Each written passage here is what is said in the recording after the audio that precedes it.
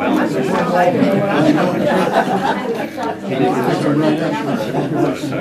morning. We are somewhere between 1 Kings and 2 Chronicles, lost in the wilderness. Anyway, I'm the only one lost in the wilderness. I'm in this big old palace. Are you? Oh, good. Okay. In 1 Kings, we are working our way through chapter 7, and we made a stab at getting started on it last time. And we saw Solomon's house built, and kind of this little tiny house. It's just like him. You don't see her, it's going to look just like that.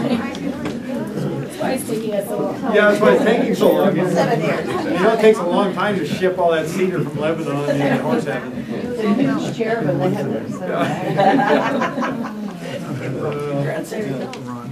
So we did that, and then we began to get into the next part of the chapter, which kind of shifts gears back to the temple and starts discussing not the building itself, but the fact that I can't draw things evenly, and I got them squished on one side and long on the other. This is farmer engineering. If you wonder why farmer things are, well, that's where they end up. So roughly, we have the temple here, and the two main portions of it. This is the porch out in front, the holy place, and the holy of holies. And I didn't put the little cherubim in here, but you'll remember the boat propellers that go in here. How do you do that? Just a minute. Anyway, to cover the Ark of the Covenant. So this is kind of the layout, and the fixtures that our passage is going to describe are the ones in the holy place. Will be discussed, the tables and the lampstands, and then we'll look at the sea. The bronze pillars are mentioned, I believe, yeah, in this passage as well, that are out in the front. And these basins that there are 10 of outside are also described for us in this particular passage.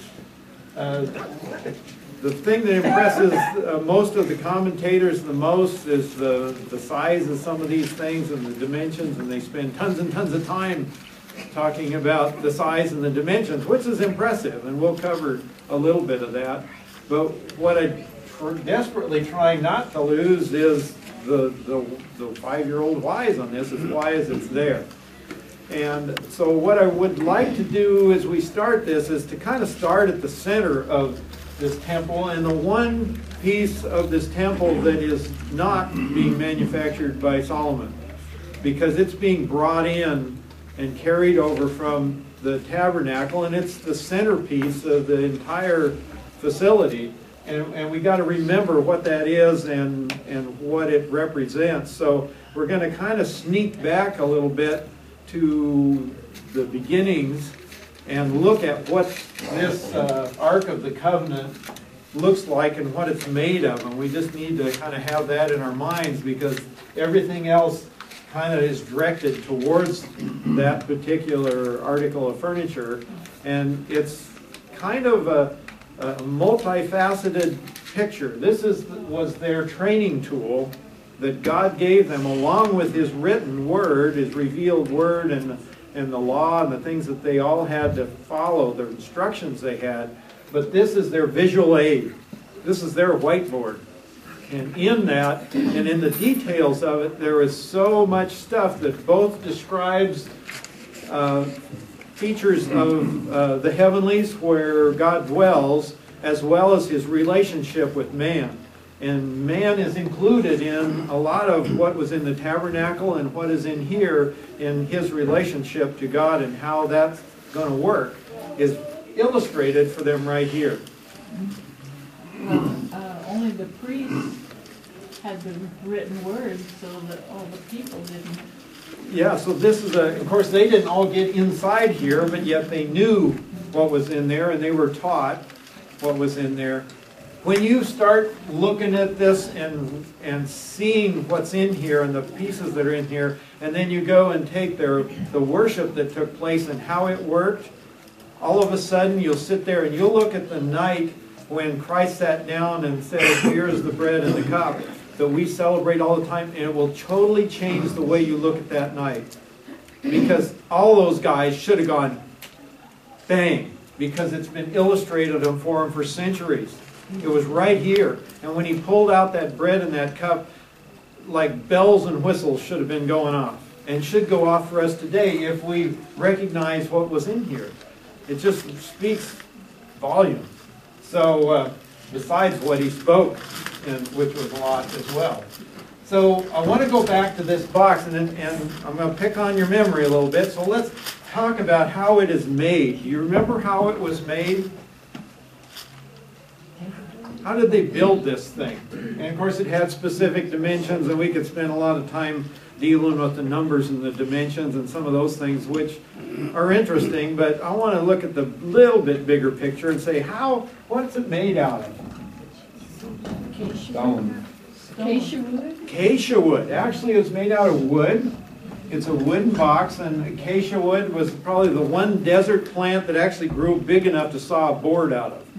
And so I'm not sure there's anything special in the acacia part. I haven't found anybody that thinks there is, but it was available. And so it was a wood that was used to make this box. And so you made the box here and you constructed it out of wood.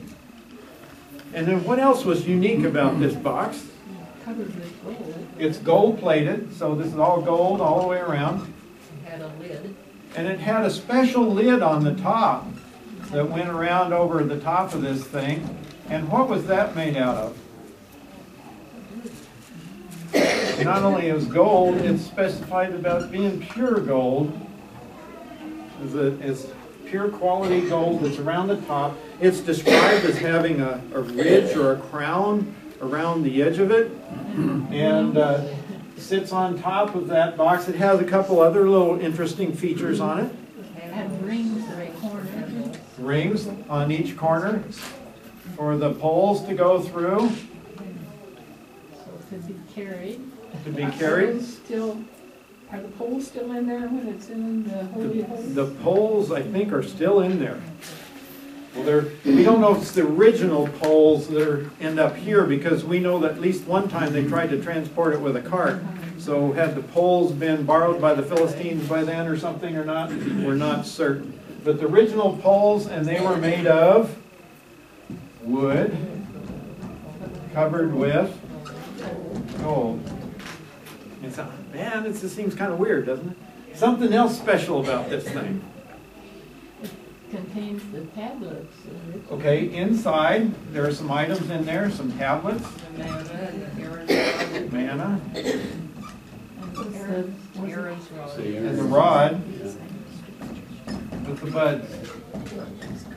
What held it together? They didn't use regular nails. Would they have put wood nails in there? It was Elmer's glue, actually. Said no. I'm sure it's spiritual in Elmer's glue. Well, you know, it doesn't tell us, but I presume there had to be fastened with some kind of nails or something, whether they were gold nails, you know, it doesn't really say, or whether it was dovetails that fit together. My mind is probably dovetails, dowels or something. Yeah, it may very well have been. You know, like you see fine wood joinery, doesn't require any metal fasteners. They can lock them right together, like some of these wooden puzzles and things you see. They can make a temple, they can make an ark. Yeah. Something else really important about this. It has to do with this top. Remember? Go back to that manna. Yeah. It only lasts a day. Except for the jar that they were, and I think I spelled that wrong. That just looks better, doesn't it? Did it have a cherubim on top? Yeah. Yeah, this manna, for some reason, this was preserved. And up on top, we had the cherubim. Probably, I don't know, I've read a bunch, and here's my best deal I can do. You got an overarching wings coming up like that, over kind of like this, if you will. over the top of the mercy seat. And I was reading some commentators about it, and there's all kinds of debate about what a cherub looked like. And no 100% agreement, but the tendency is to believe that these were more man-like, human-like figures than the animal ones and the multi-faces and some of these things. That probably it's more of a human-looking figure with the wings over, and their faces are looking this way. It says that they're face down and in. And so, I don't know about your mind, but mine is going, why all this stuff? So why is it important? What does it tell us? Well, first of all, every time you see wood in any of this stuff, you immediately want to start thinking humanity. That's the teaching tool there.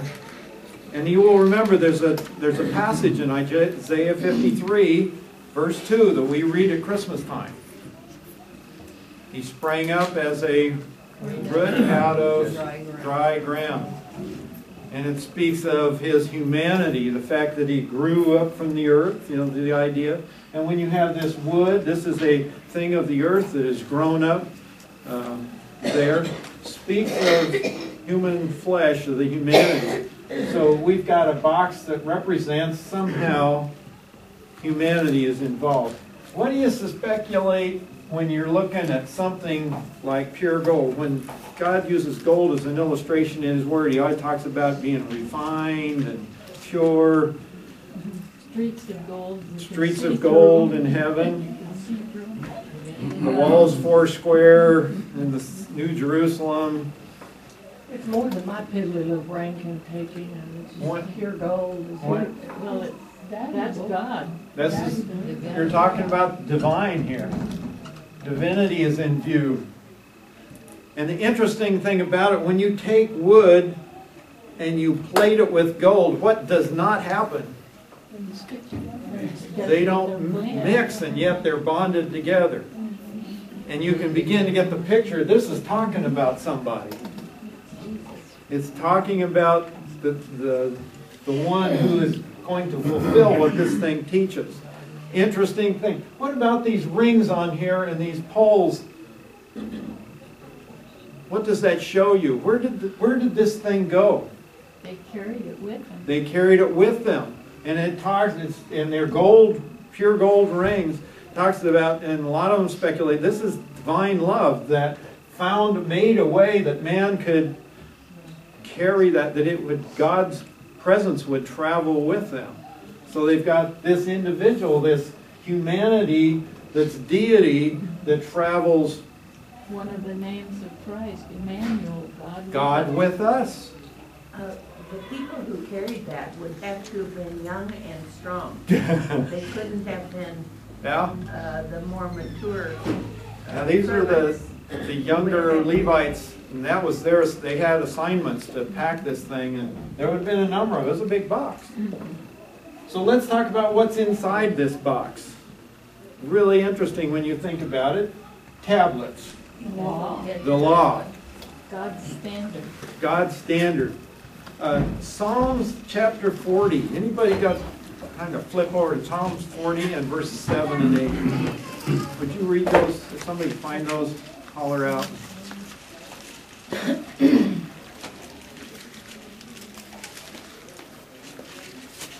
Whoever gets that, go ahead. Then I said, Behold, I come. In the scroll of the book it is written of me. Yeah, keep right on, keep going. I delight to do thy will, O my God. Thy law is within my heart. Ah. Thy law is where? It's contained within this one. What about this manna? What did it do? What was it for? Fed them. It fed them where?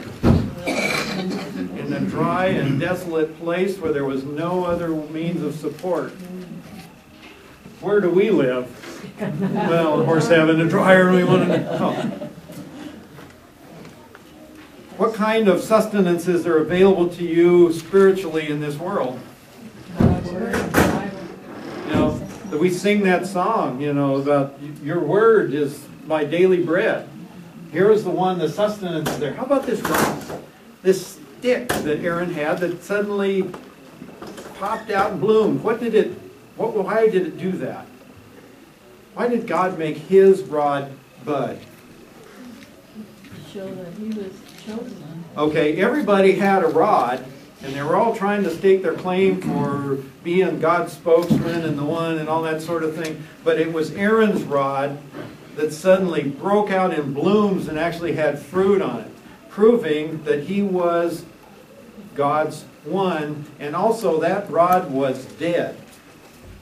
And it came to life, a picture, an illustration of resurrection in that. And so here is the one that is the chosen spiritual leader. He has the evidence of that placed within that rod that symbolized God's chosen leadership for the nation.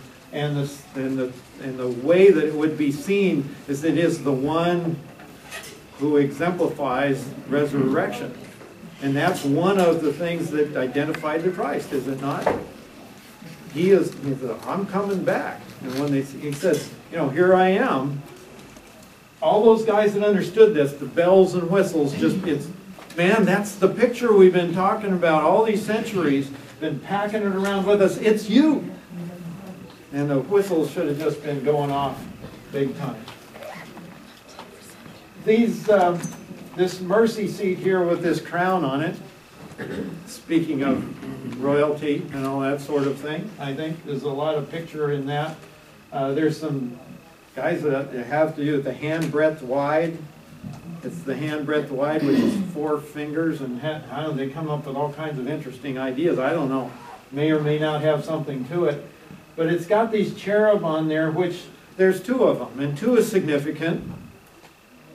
Because if you want to take a case anywhere, you need to have 2 witnesses. So we have 2 witnesses, and their focus is on this one place. Why? That's where the blood is shed. The blood of the atonement goes here, and this is called the Kapora, which is speaking of the mercy seat, the place of atonement here. That's where the high priest goes in once a year, and he placed the blood of that sacrifice on, and it atoned for the sins, for everything confessed out on that bronze altar all year long. All those sacrifices that all the individuals brought was covered for that year by that one act of placing that blood on that altar. So, what does that tell us? Christ died once for all. Once for all. Hebrews talks about how he entered into that place, and better than the blood of bulls and goats, he offered himself here. And the folks, as those holy angels, is on the spot where the atonement was made. And they're witnesses and testify to that. So a whole bunch of stuff. I probably left out tons of what's illustrated in here, but you can begin to see this is a really significant piece of furniture that they're going to pack that thing in now, and they're going to place that inside in this Holy of Holies. And all that stuff is in there. And I think we mentioned it before, but it really blows me away. Those 10 commandments already, the message to the nation is, it's in here, perfectly kept. It's not out here on a billboard for you all to keep a list of stuff. And once you keep it all, you come in. The only place that's ever kept perfectly is within the heart, as we just read in Psalms. It's in my heart to do your will. He kept it. And it's in here, and the only way we have access through it is through the blood that's placed upon that. Just one footnote. It's right along with what you're saying. It always comes to my mind where God says there, when he's telling them, there on the mercy seat, between the wings of the cherubim, will I meet with man. And that's the atonement. That's right. In order for God to meet with man, his sin has to be dealt with. And the angels peering into that, watching over that, it's such a fantastic picture, and the reason that we fight so hard for salvation by grace through faith without any works Because the minute somebody adds works of any kind, they have It's no longer there. ruined the whole thing. Yeah, it doesn't, it's clear outside this illustration that Yeah. man added anything. Yeah, it's just amazing. The other neat thing is, do you know when the Shekinah glory comes in and settles down, do you know where it sits? On the Right there, right above. It's described as being above the cherubim. What does that tell you? He is the very God of very God. He is above the cherubs. He's above all. That's the way our song says. And he dwells above the cherubim. And if you look at the other descriptions that different ones have done of their visions of heaven and all, you see the cherubim around the throne, but you see God dwelling above all of it. So it's fascinating, just that one little piece. So then we step out into this next piece, and it begins to describe these others. And of course, Solomon expanded this thing tremendously by adding in more of them. And we talked about the significance of the number 5, that it's important, and that it talks about things that are familiar to us. The fact that we have 5 fingers and 5 toes, they add up to 10.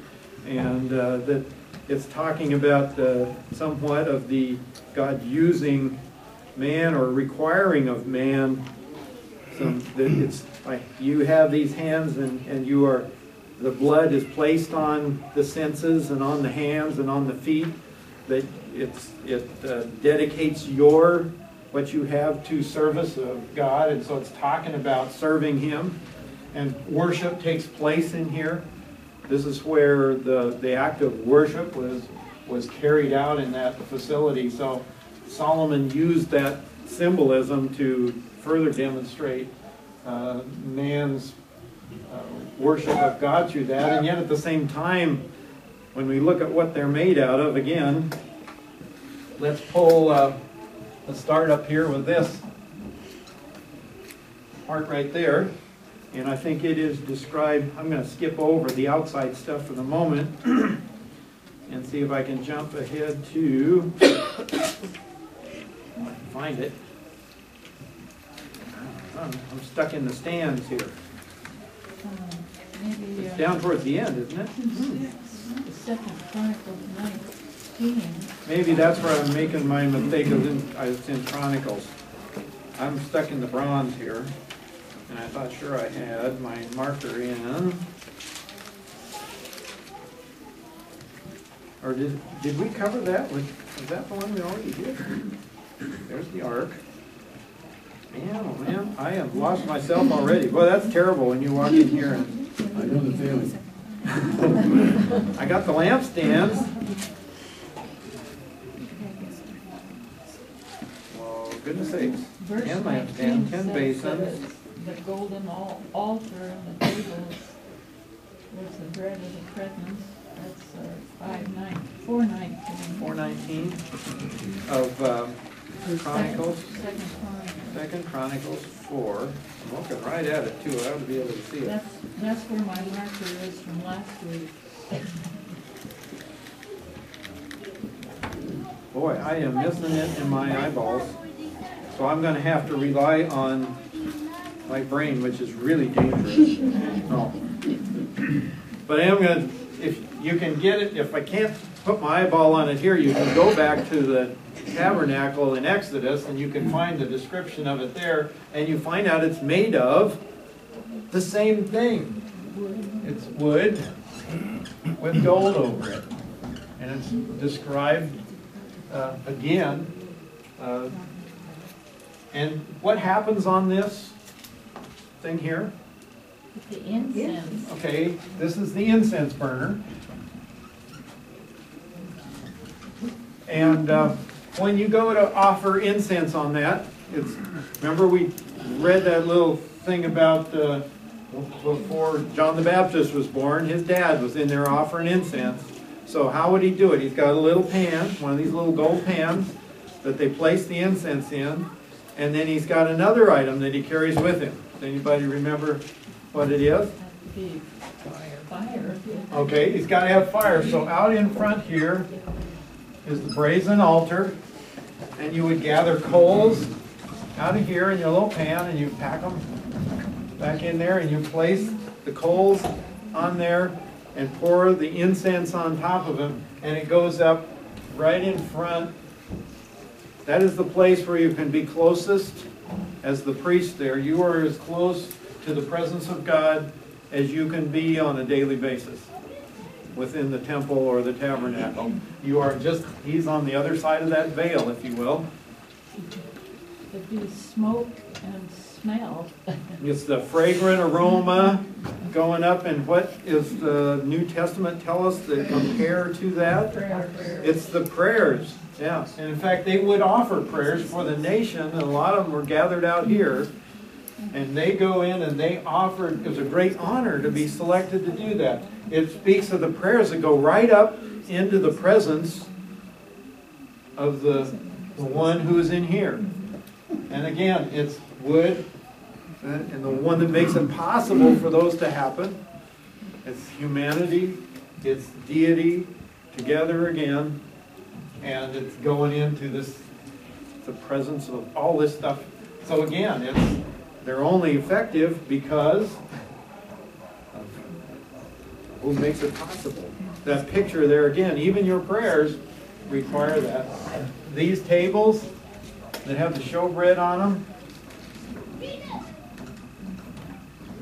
similar construction again. You got a wood table. In this case, they were cedar wood or olive wood, I think, and they are covered with pure gold. And what was put on those? Bread, and one more. There was another offering that we kind of forget and lose. And man, when I was reading down through that in Exodus and those offerings, not on that one. There was an oil offering too, but there was a bread offering, and there was one had special containers with little spouts and some like goblet things. There was there was a drink offering. And the drink offering, when you go and study these tables in the original tabernacle, you find that associated with them is the bread, and also associated with them are these cups for this drink offering. So you had the and this is where my little brain, my pea brain said, oh my gosh. When Christ sat down at the table that night and he pulled out the bread and he pulled out that wine and he passed that cup around and he says, this is the new covenant in my blood. This is my body. And he's looking at that, and all these guys, all these years have been putting this bread of the presence out here on these tables of showbread. They've been putting those drink offerings out there with that. It's like all of a sudden bells and whistles should have gone up. What's being offered up? It's our Lord, a picture of our Savior that's offered up. And it's new every morning, if you will. So there's this illustration of this offering that's given up, and it's all done in a place that's lit by these guys right here. And we have our lamps, and they look just like the menorah you see, 3 side arms and 1 central. And they're carefully described with almond flowers and buds and knobs and all this sort of thing.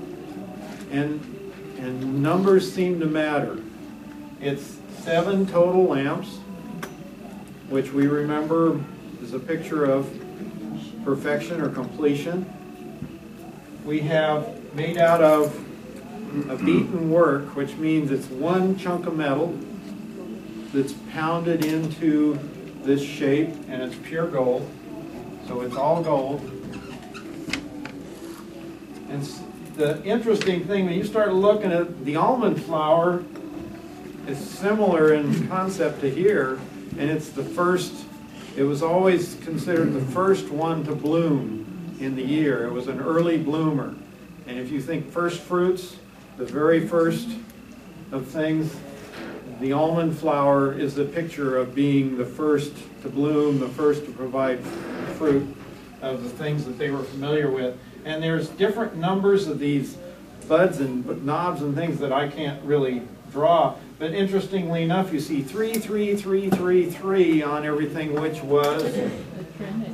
Trinity. And speaking of, solidity, the cube, the idea of that complete, often is speaking of deity, and in particular the Trinity there. But it's got one right down the middle. And interestingly enough, that one right down the middle, if you go in and study it out, has 4 of these knob things on that one central lamp. And 4 is the picture of humanity. And it talks about the weakness of human flesh in a lot of cases, because it's a number that can be easily divided and split up. As this one says here, I pulled it out, so it's a symbol of weakness, therefore, because it can be divided. So the creature, in contrast with the Creator, the material that yields itself to be fashioned by the divine hand, and also, unfortunately, to another. And so you can also speak of the 4 corners of the earth and that sort of thing. But I think there's, and I'm no great scholar, but it looks to me like in the center that holds this, supports this entire thing, is one who is divine and yet human. So you don't have any wood there, but there's still an indicator there that the central thing that holds and supports that all is God has chosen to work through this one that has the indications of humanity. And through that, interesting enough, is another product that goes in there, and that's the oil. And in order to have light, you have the oil that flows through, and isn't it a perfect picture of when our Savior came to shed light? He says, I am the light of the world. And yet, while he was human, and yet he is divine, and do you ever see him acting on his own? You always saw him acting as empowered by the oil flowing through and giving light. The Spirit was the one that moved through him and provided the light. He always did what he was, as his Father had planned. He said, I don't do anything of my own accord. So here he is the vessel, and he's divine, but it's the oil that goes through and provides the light. It's a fascinating look at the Trinity and how it functions, and how it functions within Christ. Within this whole thing, we had the paneled walls and all that sort of thing, with the wooden panels underneath and the gold over the top and all the palm trees and the other things carved into it that we wrestled with. In the tabernacle, all these things were individual boards around here that were gold plated. And I'm not quite sure how to sort that out in the temple itself. I'm sure the same image has to be there. All these boards sat in 2 sockets. And they're made out of an interesting material. They're made out of silver. Silver, which is, you'll think of 30 pieces, is the redemption price for a slave, is it not? Silver is what's paid for redemption. You've got wooden boards with gold on them sitting in sockets of silver. Y'all, I think that's us. As those who are redeemed, we are called sons of God, are we not? We are seen with the righteousness of Christ. We're not divine, we're not gods as some teach, but we have been given that holiness, that righteousness that allows us to participate in worship and to be in the presence of the divine. And we sit in sockets of silver, which is redemption, speaks of redemption. And you can see that illustration all through the tabernacle. There are places where we have out beyond that, you've got the white fine twined cotton or linen that are a certain shape and size. and they are hung on silver hooks. And the white always speaks about the righteous. And their robes were made white by being washed in the blood of the Lamb, hanging on silver hooks. The image, the illustration is there. We're part of God's kingdom. We were part of the worship on the basis of what Christ did. It's illustrated here. What's Corinthians say? Is not your body the temple of the Holy The Spirit? Spirit. Yeah. All of a sudden these little churchy scriptures start making sense, don't they? And I just think about the communion service, how casually we just go through this, and It got to be kind of routine, Yes, and and- okay, yeah, I know it's important, we do it. it's not convenient today, we won't Yeah, bother, and we're missing out on the fellowship yeah. that Christ offers. And it's something that's almost, it's this timeless thing, if you will, that God instituted way back then to teach about what Christ was going to do, that we now look back and reminds us of the same things that they looked forward to at the time. And so you wonder, why, gosh, they had this, why can we be, well, same reason as us today, why can we be so blind and not see that? Well, the old nature and things just blind us to what he's trying to show us. All this stuff just speaks volume. Wouldn't it have been awesome to be a artisan working on On all that this, stuff? to know, whoa, the honor of having been chosen To to do do all it this, and be yeah. surrounded, and to know that it was, how important it was. Yeah. So let's move outside, and we'll pick up in verse 15 with the two pillars of bronze. The two pillars of bronze, 18 cubits was the height of one pillar, and a line of 12 cubits measured the circumference of both. These suckers are big. Ron, how big is 27? 27 feet. We're somewhere around 5, 18. 10, 15, 20. So we're just about 20 feet wide right here. So that's how wide it was, 18 feet wide. Yeah. They're right in that neighborhood. Wide, they're probably 3 inches thick, hollow. So these suckers are big, really huge, massive. The reason I threw the little map up over here, because I wanted you to get a picture just for fun. These things were cast on the Jordan. These pillars and the sea and all that, they said were cast on the Jordan, probably out there. Remember, Jerusalem's up in the hills over here. A couple reasons. One, they had a foundry set up, probably multiple foundries, because some of these things were cast in one piece, and what they know about their technology, they didn't have humongous facilities. They would have had to team them up and have a whole bunch going at once and then pour them all at one time to get enough material in there to do these in a single pour. And they say, why there? Well, it got them out of the city so you didn't have all the smoke and pollution, which you would have had some. Soil. It's heavy in clay and sand, and that's just exactly what you need to make a mold for these things. It's the right kind of dirt. So they think that that's probably the place where they did it. It was in that area, and it's probably because they had the right amount and the right type of dirt to be able to pack into a mold to pour this stuff.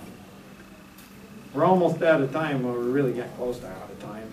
But I just want to quickly go over it and show you, get you to thinking about for next time.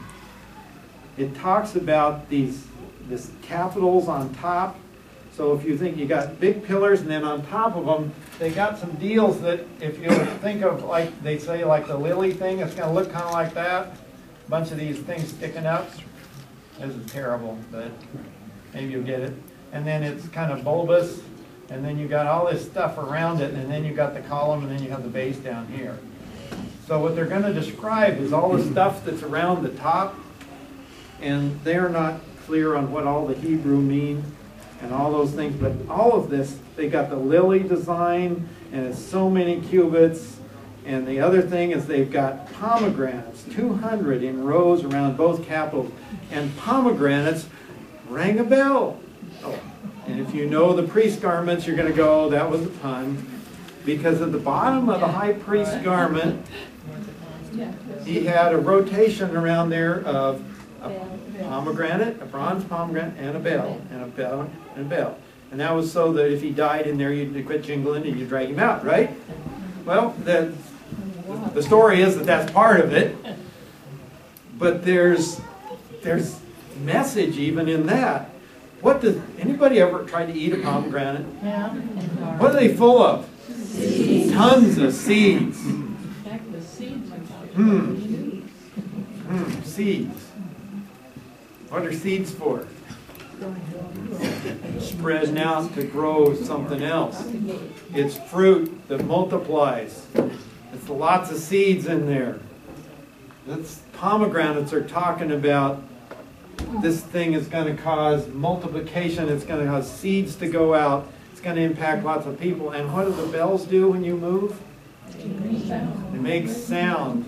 And you hear them, and they're next to the pomegranate seeds. And he's talking about, there's a message when he's going into the Lord. It's like there's worship going in, and when you're coming back out, you hear him coming back out. He's been with God, and he's telling you what's been completed there. It's talking about evangelism, I think. It's talking about the multiplication of, where's it going to? We'll find that out next time. That would be a pleasant sound, so it's like the good news. It's the good, yeah, it's the good news. It's praise going in and good news coming out. So all these things, man, there's just tons of stuff in there, and you're going to see there's a bunch of symbolism in these pillars here. This thing here is incredible. That'll just blow your mind.